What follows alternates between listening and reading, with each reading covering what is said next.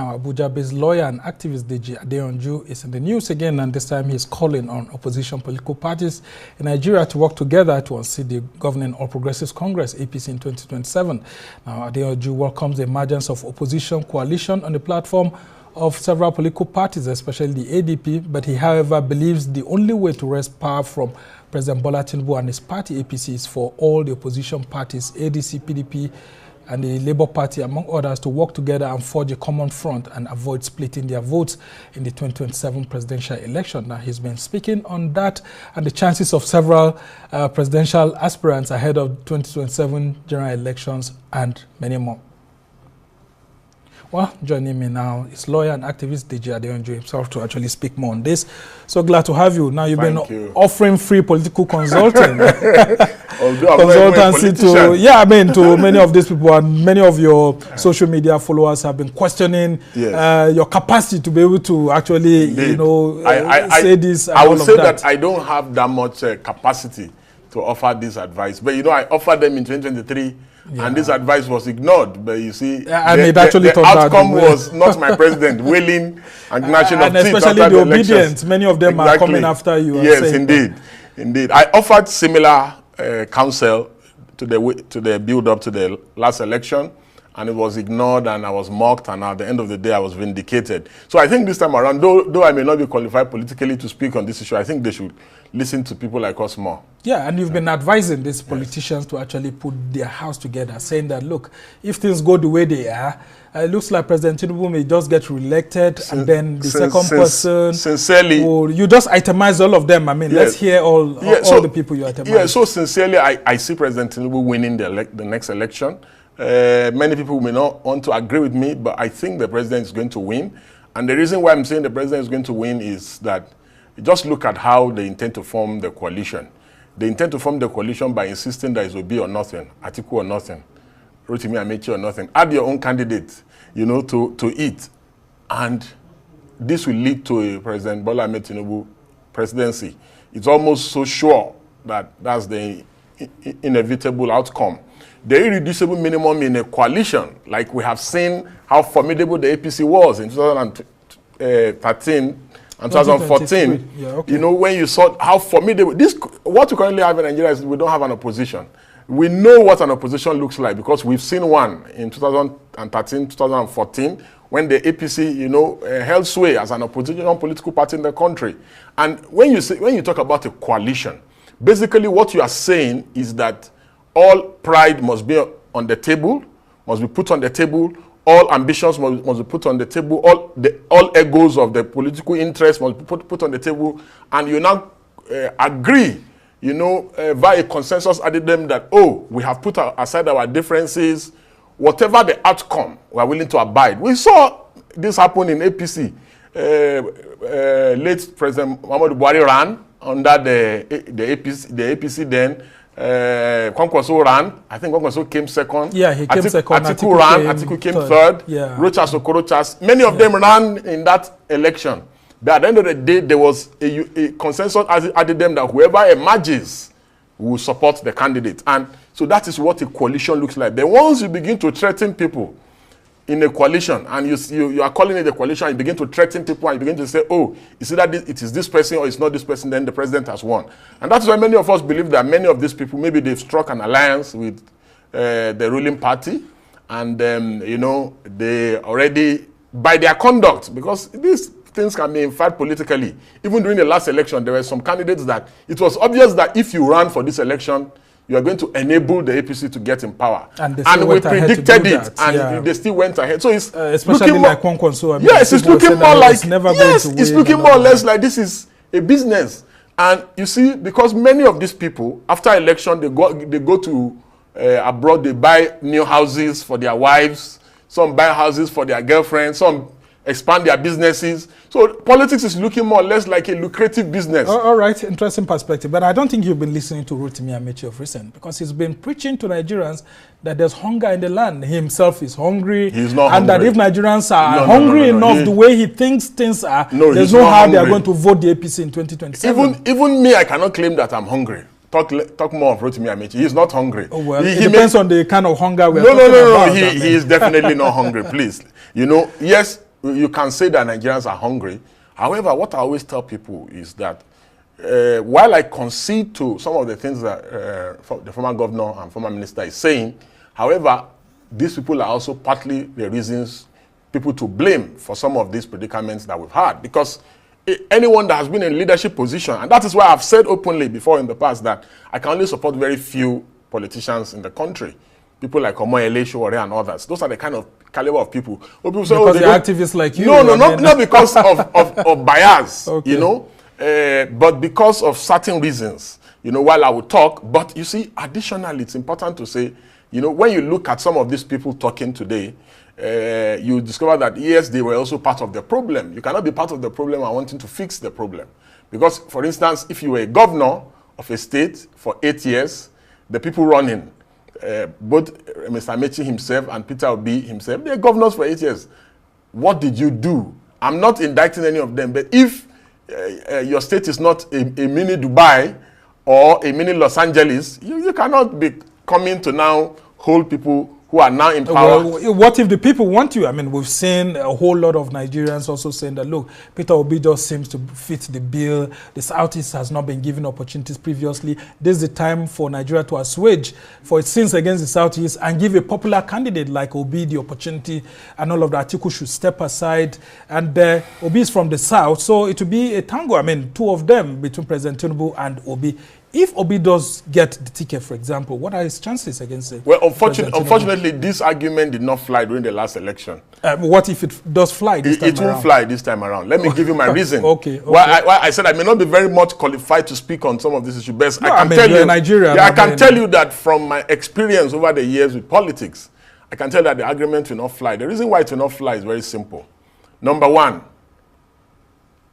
critical stakeholders, political stakeholders in the northern part of the country, they largely determine the outcome of election in this country, likely prefer Bola Ahmed Tinubu, who has 4 more years to do. And from the political permutations, Northerners are not likely to trust a Peter Obi. But what if, sorry, I had to cut in short there. Yes. What if Obi agrees to a 4-year deal, a 1 term of 4-year deal, yes, that he's not going to contest in 2031, yes, if he's given the opportunity to complete the turn of the South? Don't you think that would be a game changer? Even if he swears in a shrine, the Northerners will not believe him. And they will not, I don't see them also supporting him or voting for him. That's just it's an unpleasant truth, but the truth is still the truth. I mean, isn't Obi a Nigerian? No, he's not Nigerian enough to be listen, what I'm saying is that, you see, after the Goodluck Jonathan experience with Yaradua, the Northerners are, the Northerners, they are the most politically savvy in the country. Politics is like mathematics. You can actually predict these outcomes. And it's like algebra. So after that experience, Northerners are not going to trust a Southerner who is likely going to do an 8-year term versus a Tinubu who is just doing 4 more year term. And when you look at the stakes, Northerners have more to benefit with going with a Tinubu than going with an Obi. And also very simple. I've said it, publicly, and let me reiterate it, that even if a Southerner were to contest, the only person who stands the chance of defeating Bola Ahmed Tinubu is Goodluck Jonathan, because he just has only 1 more term. Yeah, that's the same thing I said. What if Obi agrees that there will be a 1-term deal? It's not an agreement thing. No, it's not agreement. That's why I said even if he swears in the shrine, they will not believe him and they will not vote for him. Well, maybe you're talking about the Obi of 2023. No. Will there be a change ahead of 2027? Listen, the antecedents, political antecedents matter in electioneering. And as of today, in the Northerners, what will the Northerners benefit by supporting Obi that they cannot benefit by supporting Bola Ahmed Tinubu? A change. We've seen the APC being in power for, several years now, and so the politicians don't reason like that. If another political party comes into play, yes, the prices of foodstuff and other things could actually go down. Yes. There could be a fresh atmosphere within the Nigerian polity and all of that. Don't you think that people are also thinking that way? Wouldn't it be better for the Northerners then to support Sowore? Because he is different. Well, maybe they think that Sowore is too militant. No, hold on. If it is truly changed, because the policy of Obi and that of Tinubu, there's no difference. This person said he will remove first subsidy. This person also said he will remove first subsidy. This person said Both of them are saying practically almost the same thing. That was what they said during the last election. So if it is the change that we really want, then you say, oh, maybe the Northerners can support somebody that can really transform the country. Well, if they do support a Showore, I mean, the power will still be going back to the Southwest. That's what I'm saying. And that's what people are saying, that the Southwest has done 8 years of Obasanjo. Unfortunately. 8 years of Vice President with Oshibajo. 4 years with Tinubu. And why should the Southwest also do another 4 years again? Now, let me tell you, unfortunately, about politics. Politics is different from emotions. It's about negotiations. The ability to negotiate with the North, I don't see Obi having it. Yeah, but the East and the North have always had fantastic political negotiation skills. If you look at from 1960, yes. Nnamdi Azikiwe, NCNC, yes. with Tafawa Balewa's MPC. Yes. And then, of course, you got into the Second Republic. We have Shehu Shagari, MPN, Umezoke of the NPP then. Yes, indeed. And that was a fantastic arrangement. Yes. And then even Buhari tried that in 2003, bringing Chuba Okadibo, yes, 2007, it didn't work. Ezoke and all of that. It didn't work. Now, let me tell you why Peter Obi does not cut it. Even as at today, he's in Labour Party. He's in ADC. All the critical stakeholders in the coalition have resigned. They've made brave political move. He's hobnobbing with PDP. All right. So he looks confused. He's not sure where he belongs. And in politics, even your supporters, you can't be confusing your supporters. Do you understand? You need to be you need to enter politics with confidence and courage. So he does not have the courage. He does not cut it as somebody that can negotiate with the critical stakeholders in the North. And politics is a game of number. Currently, in terms of the opposition, the people that hold the aces are the northern political actors. The game has changed from 2023 when Peter Obi was holding some aces. He no longer has the cards. Okay, now so it is when you have the cards that you can deal. The reason why I'm saying he no longer has the card is because, you see, Tinubu is making consolidations every day in southern Nigeria. All right. A lot of consolidation in southern Nigeria. Now, Deji, as we try to wrap up this conversation, let's talk about the issue of, for example, Atiku Abubakar getting the ADC ticket and picking Obi, just like it had happened in 2019. Don't you think that could be a potential game changer? Yes, you see, many people can see the game, the ADC game, because people can read in between the lines. The ADC is looking more or less like it was contrived for an Atiku presidential ticket. And that's why you can see many of the obedient and the supporters and even him indirectly, and Dati Baba made his guy, all of them agitating that, oh, they are still in Labour Party. They are a little bit confused. Yeah. However, many of the Atiku supporters, close supporters, have, we interact with people. We interact with people in government as well, and people in APC and Labour and all that. Many of them now even believe that they are not even willing to offer an Obi a vice presidential ticket. Oh, interesting. The reason why they are saying that is that it is more profitable for them for Obi to go and contest in Labour or PDP. Individually, so that he can go and split the vote with Tinubu in the south. Like Kwankwaso did. And after all, they now believe that majority of the votes that Atiku got in the last election were from the north. Were from the north. And that the northerners now hold the aces. And as such, that they are willing to take their chances at the polls to say, let him even go and run. Since he's so desperate about running. Maybe to trick him into running independently. He can win. Because see, politics is a game of number. As of today, almost all the political stakeholders in southern Nigeria are working for the president.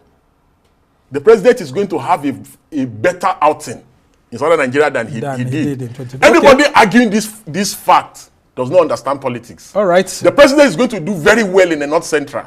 Well, the president lost in Lagos in 2023, and Labour Party. So, do you think the president will lose again? Well, maybe the chances are there, but that the president will lose in Lagos again? I mean, it could happen. Oh, okay. It could actually happen. Okay. So, but let's take a look at a situation whereby, for example, President Tinubu ditches his vice presidential candidate. That's a new interesting political narrative. And that stands against him. Don't you think that could actually, upset the apple cart in the APC, and some people will go out of protest? Sincerely, I think it will even be a master stroke if he drops his vice president and goes for somebody in the Northwest. Someone like Kwankwaso. Because that's where the votes are. Politics is about calculation. Because how many votes did he even get in Borno? with Kashim Shettima. Him and Atiku, it was almost neck to neck. Yeah. So he's not really bringing anything to the table as much. And after all, they have structure of APC in Borno State. And all the neighboring states, it's not Kashim that brought them. It was an agreement. They had an agreement with the president. So, and the president is a sitting president. He has people. The party has people. And you can see now they've put a new chairman. Yeah, so, from Plateau State. From Plateau. So the issues is that it will be a smart political move. But who will it be if it's going to be from the Northwest? And will a Kwankwaso agree to deputize Bola Ahmed Tinubu? You remember that every time the Kwankwaso, the Kwankwasiya, they have this unique political ideology. Yeah. Every time the Kwankwaso has tried to join the ruling party, he always loses the election. Yeah. It happened when he made an alliance with Obasanjo. Yes. Not only did he lose, his party lost in Kano. When he was there's a unique political there's a unique political atmosphere in Kano. All right, but just before I let you go, let's talk about your call now on all of these disparate political groups and parties to actually come together. Yes. If indeed the ADC, the Labour Party, the PDP, SDP and all of that do for some reason or the other come together and unite, how much of a challenge do you think that will be to the PDP, to the APC? Yeah, because I think it will encourage viral opposition. The beauty of democracy is when there's a strong opposition. Even the president himself has said it, that he does not want the opposition to die, blah, blah, blah, blah. So nobody wants democracy to die. Nobody wants the opposition to die. The idea is, I was very excited with the formation of ADC, and I made my excitement known. Yeah. But the excitement is gone now because I have seen that totally gone, or it's just a little it's bit gone. Me. The ADC is still at its formation stage. I'm always very blunt with myself. I do not give myself false hope. Yeah. So, but now with their body language and the things going on in the country, I don't see them coming together. I wish that they can come together, but I don't see them coming together. And I sincerely think and what's responsible for that, in your own opinion? Well, in my view, I think that this obsession of Atiku always contesting for every election. Yes, it is his fundamental right to contest every election. And I know that many of these people, they use electioneering as some form of popularity contest, revenue mobilization, and also... But if Atiku steps down out of that movement, who do you think is more capable to be able to challenge? Is it Rotimi Amechi? No. That's what people also asking. Even if, just like I've told you, I don't see any southern candidate that can defeat Bola Ahmed Tinubu. I don't see it except Goodluck Jonathan. But if Atiku steps down, he could support a younger northerner. You could support somebody else. See, the idea that it must always be me. It does not have to always be you on the stage.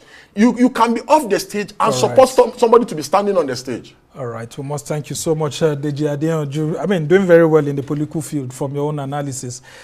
Just like I would like to stay strictly on the legal. Yeah, because you said that you're no longer going into politics. Yes, once in a but while, of course, you don't have a whole lot of followership and whatever the political parties, both in power and out of power, do affect us as citizens. Indeed. You can be in politics, but not in partisan politics. Indeed. But we must thank you so much for your immense understanding. Me. And of course, we just hope that the opposition political parties will take heed to what Deji is saying there, that there's the need for all of you to come together and present a united front, and maybe fortunes will actually smile on you in 2027. But we must thank you so much for joining us throughout this time.